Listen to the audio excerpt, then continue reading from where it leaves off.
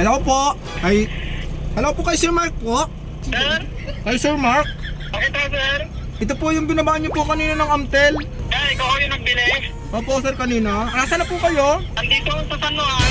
Makakabalik po ba kayo dito sa tindahan ko? Kayo si Sir Joel? Yes po. Mamaya siguro, sir, hapon. Kasi sir, parang overpriced po sir yung bigay niyo po sa akin ng Amtel. Sir? Parang overpriced po yung bigay niyo po sa akin ng Amtel. Magkano ang kuha niyo, sir? 1,130 lang po ang kuha ko ng Amtel. Nakita ko po sa resibo ni Mrs. Baka matagal na yun, sir. Hanggang saan po sir ang sagad po ng bigay niyo po sa amin? Tatanong natin, sir, sa office mamaya. Meron po ba sir kayong Bitmin Pro?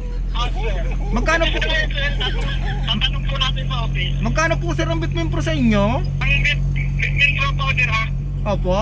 315, sir. Magkano po sir? 315, ho. 315 sir? Wala na po ba sir bawas yon? Wala na pong discount? Mamaya, sir, hapon na. Tatanong ko natin sa office, sir. Di okay lang po sir, kahit dito na lang po sa cellphone kasi depende rin naman kasi sir sa ibibigay yung price kung kukuha po kami. Sir?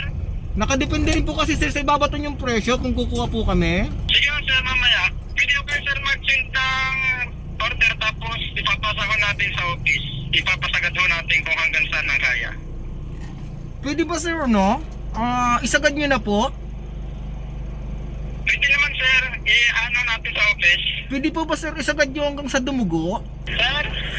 Pwede po bang isagad nyo sir hanggang sa dumugo?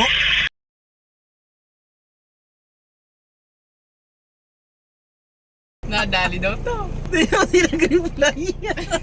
Kaya sir yung ulam sir. Yan o. Sa trip. Bad trip.